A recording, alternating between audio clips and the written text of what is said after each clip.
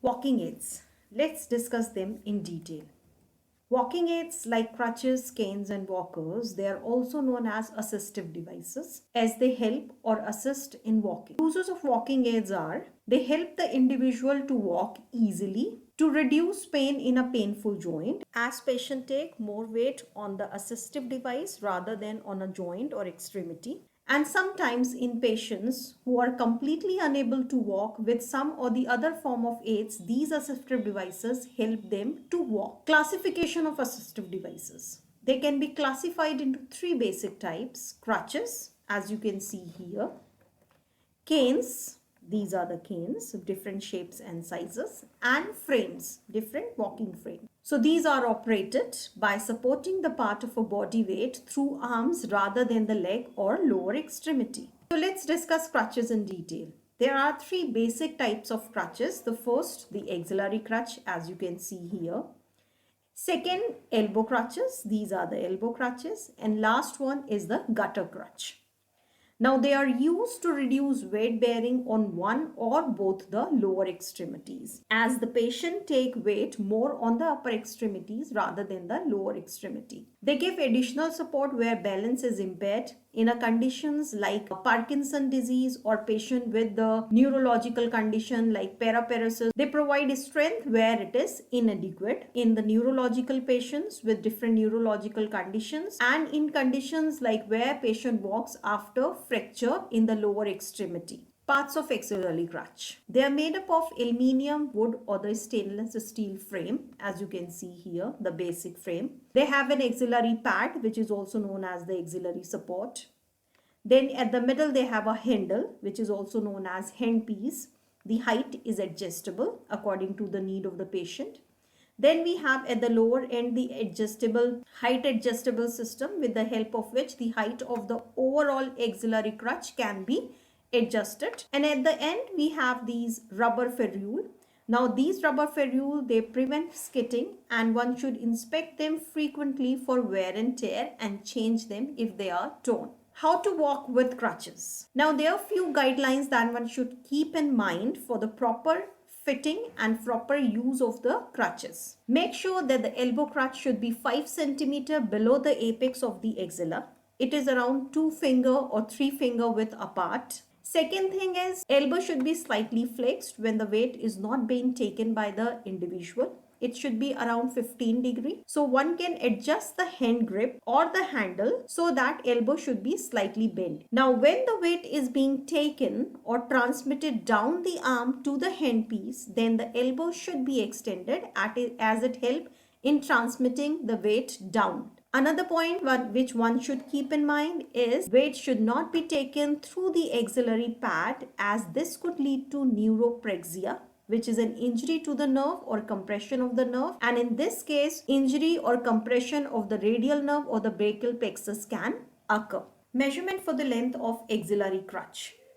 There are a variety of ways for measuring the length of the axillary crutch, but it is usually carried out when the patient is in lying position and the shoes are off. As you can see here in the image, how the measurement is being taken.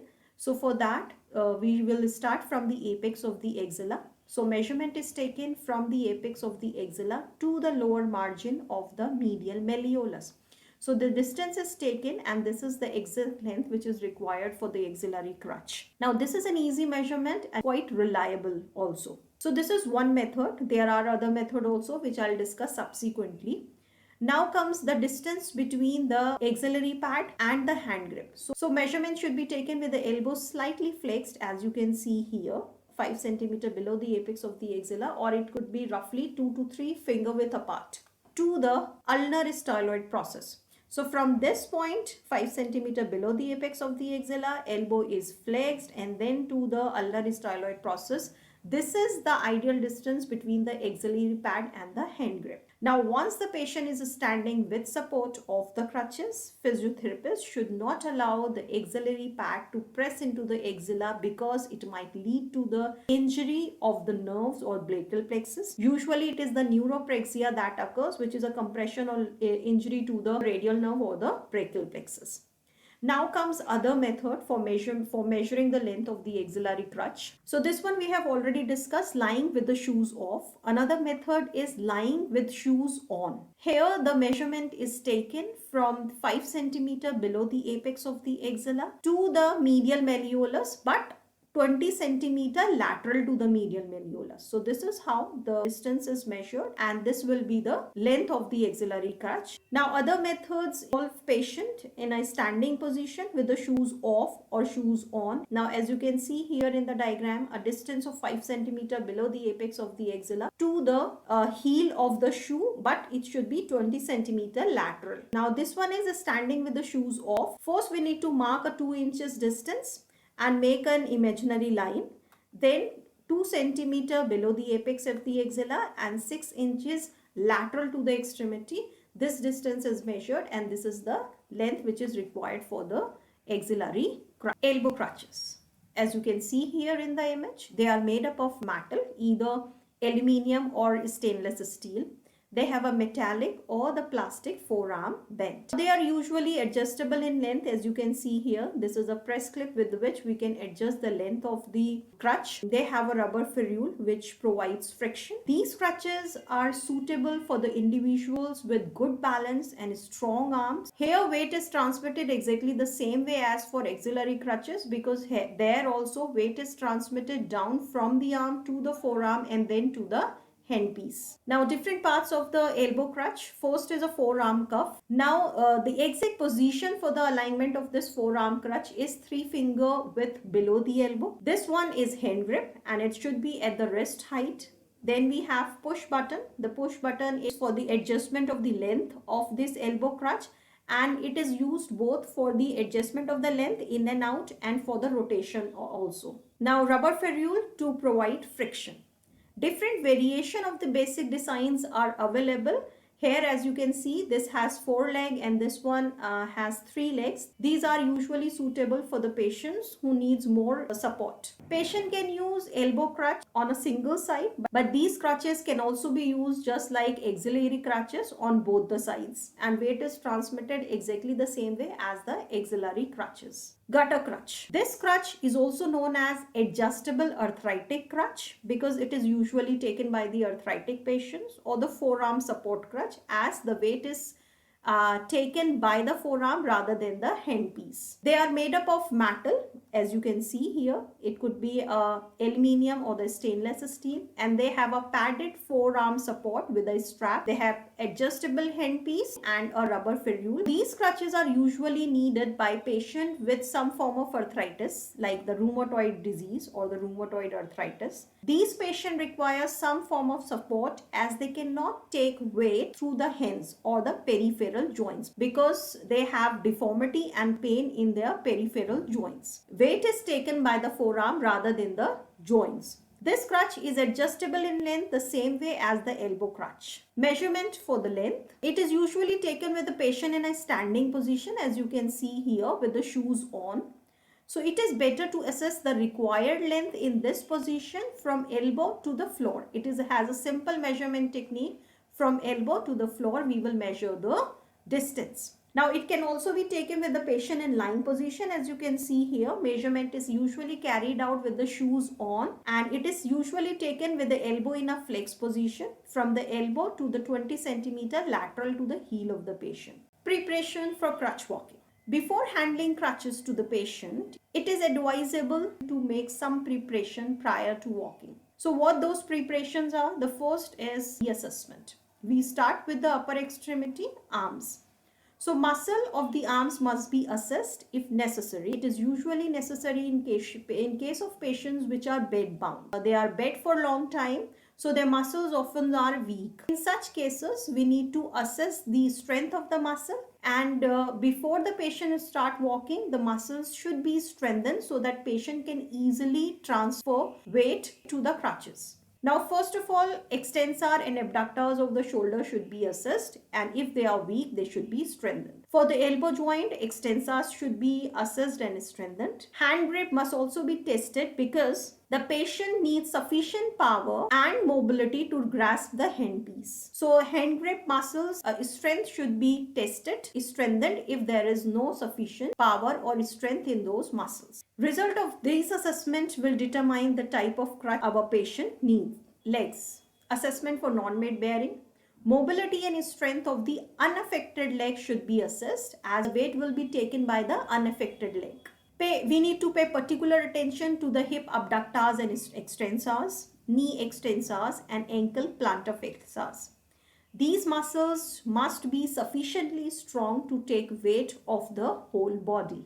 For partial weight bearing, mobility and strength of both the legs should be assessed as weight is being taken by both the extremities and the muscle must be strengthened where it is necessary. Third point is balance. Sitting and standing balance of the patient must be tested and if required, patient must be trained prior to walking. Crutch walking. Whenever physical therapists plan to stand and walk for the first time, he should have an assistant with him. Therapists must instruct the assistant on how to support the patient to an upright position and how to transfer the patient to the crutches prior to the crutch walking. Now, in case of non-weight bearing gait, non-weight bearing gait also known as 3-point gait. Now in this type of gait, 3 points of support contacts the floor. As you can see here, there are 3 points of contacts on the floor. 2 are the ends of the crutches and 1 is the unaffected extremity. Here also as you can see. Now patient should always stand in a triangular base as you can see. Here base is triangular. Now the crutches either in front or behind the weight bearing extremity. Here the extremity is in front, crutches are behind the extremity and here crutches are in front of the extremity. 3-point gait pattern. 3 points of support contact the floor as you can see here in the image. This is the starting position. These 2 points represents the end of the crutches and this is the unaffected side. This 3-point gait pattern is used when the non-weight bearing status is required on the lower extremity. So here the affected extremity will not take weight. So this pattern is also known as non-weight bearing pattern. Now to walk, patient first move both the crutches a little forward, then take weight down through the crutches and lift the foot forward. As here you can see in the image, patient is lifting his foot forward and then position the foot in such a way that it should be a little behind the line of the crutches. So here we have the ends of the crutches. So we can draw an imaginary line and the foot should be placed just behind the line of the crutches. Now in case of progression, what we can do, we can lift the foot forward to a position just in front of the line of the crutches. Now foot will be moved in front of the line of the crutches when we made progression. So this gait pattern also known as shadow walking. Why shadow walking? Because the affected extremity or the affected leg is moved in sequence simulating the walking but taking no weight. Partial weight bearing. This pattern of walking also known as modified 3-point gait pattern. Here the crutches and the affected leg are taken forward and put down together. So let's see here in the diagram. This is the starting position. Now this is the affected extremity and this is the unaffected extremity. So both the crutches and the affected leg or the extremity are taken forward and put down together. The 3 are in the same line. So the weight is taken through the crutches and the unaffected extremity while the unaffected leg is then brought through. As you can see here. Now again the pattern is repeated. Both the crutches and the affected extremity are put forward together and then the unaffected leg is brought through. 4-point gait pattern. This method simulates normal walking and more weight is taken through the affected leg compared to the 3-point gait pattern or the modified 3-point gait pattern. Now here the weight is borne on both the lower extremities. Typically this pattern is used with the bilateral involvement like in patients with the poor balance, incoordination, muscle weakness, when the problem is in both the extremities, like balance is poor in both the extremities, incoordination in both the lower extremities and weakness also in both the extremities. So in such condition, this 4-point gait pattern is usually used. So here, this is the starting position. First, the right crutch will move forward followed by the left extremity. Then the left crutch will move forward followed by the right extremity. Next comes the 2-point gait pattern. This gait pattern is similar to the 4-point gait pattern. However, there is a little difference. It is less stable when it compared to the 4-point gait pattern, because here at a time only 2 points of floor contacts are maintained. Therefore, use of this gait requires better balance. So this pattern is usually prescribed to the patients who need progression after 4-point gait pattern. Here is the starting position similar to the 4-point gait pattern. These dots represents both the ends of the crutches. Right crutch and the left leg are moved forward, followed by the left crutch and the right leg. So here, instead of 4 points making the contact, only 2 points at a time are making contact to the floor. This 2-point pattern is more closely simulates normal walk or the normal gait pattern, as much as the opposite lower extremity and upper extremity move together, as we see in the normal walking. Canes or sticks. Let's discuss them. Cane or stick is an assistive device used to facilitate walking. So they are made up of metal, as you can see here. These are the canes made up of metal, which could be a steel or aluminium, with a curve or the straight handpiece. So this is the handpiece. This one is a straight one, and this handpiece is slightly curved. They are available in many shapes and sizes, and all are adjustable in length, as they have a press clip with which it can be adjusted in height. At the end, they have this rubber ferrule. Now these canes, they allow more weight to be taken through the legs rather than the crutches like the axillary crutch or the elbow crutch. They improve walking or helps the patient to walk properly by widening the base of support, and this also helps to improve balance. So they make patient walk with a confidence. They are inexpensive compared to axillary crutch or elbow crutch, and can be easily used on surfaces where space is limited. That's why they are more suitable for patients. Type of canes. First one is a quadrupod. Quadrupod, as the name suggests, quadra means 4, as this cane has 4 legs. So the metal stick with 4 prolonged bases or the leg is known as quadrupod. It gives more stable support than a stick, as you can see here.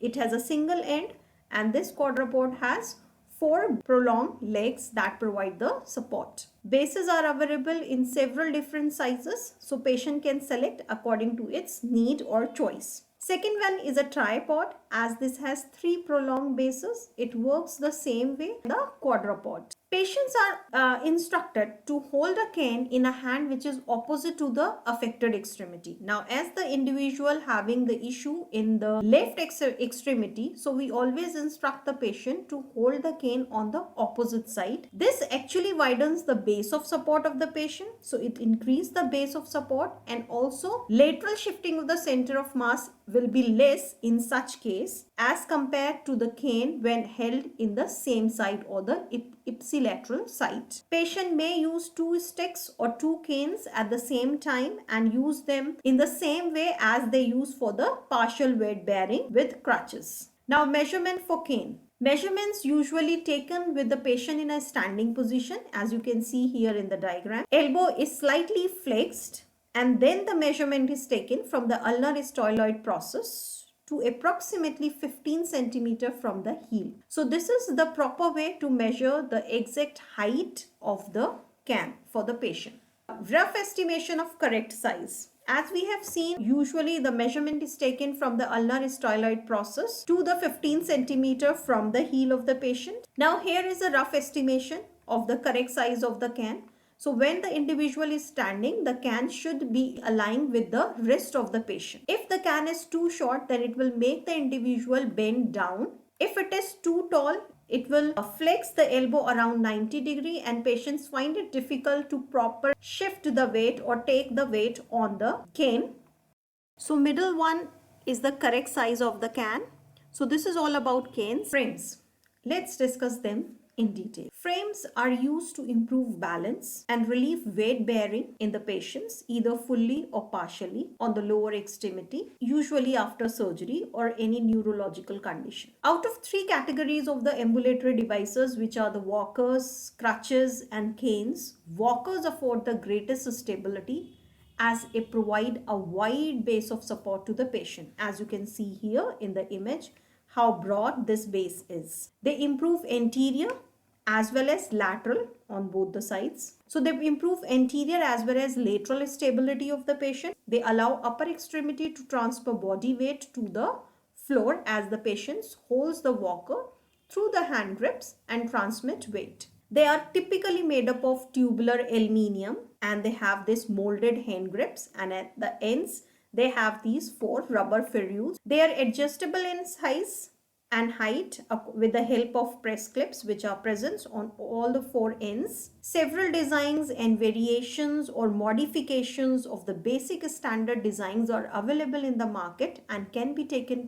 by the patients according to the use. So this one is the standard walking frame. They consist of 4 almost vertical aluminium tubes arranged in a rectangular fashion. They are joined together on 3 sides by the upper, lower and horizontal tubes. Reciprocal walking frame. These frames are prescribed when the patient cannot lift the walker or they need more stability. Patients who do not have enough strength to lift the walker. So for them, reciprocal walkers are the walkers of choice as they provide more stability. They are similar to the standard frame, but each side of the frame is capable of being moved forward alternatively. Like from here, patient can move the walker, this side of the walker first and then this side. So this can move alternatively in such a fashion that one side move forward first and followed by the second side. Stability is more in this frame because the line of gravity always fall within the base of support as patient moves the walker forward. Rollators. As you can see here in the image, these frames are known as rollators. They are also walkers, but they have 2 small casters or wheel at the front and they have 2 legs. Instead of 4 legs, they have 2 wheels in the front and they have 2 legs at the back. And these legs at the back are protected by the ferrules. These rollators are best suited to the children as they might find it difficult to lift the walker as the weight of the walker is more for them. And secondly, for the neurological patients, like for the ataxic patients who are too unsteady to lift the frame forward, standard walking frame forward. So when the patient use this rollator, care must be taken as the elderly patient might use rollator in such a way that they roll too far forward and may lose their balance and fall down. The proper way to use these rollators is the patient should hold the hand grip first. They lift the rear leg so that they can roll the walker forward to a short distance. Then they lower the rear legs on the ground, then walk forward into the rollator holding the hand grips. So this is the proper way how patient can use the rollator. References: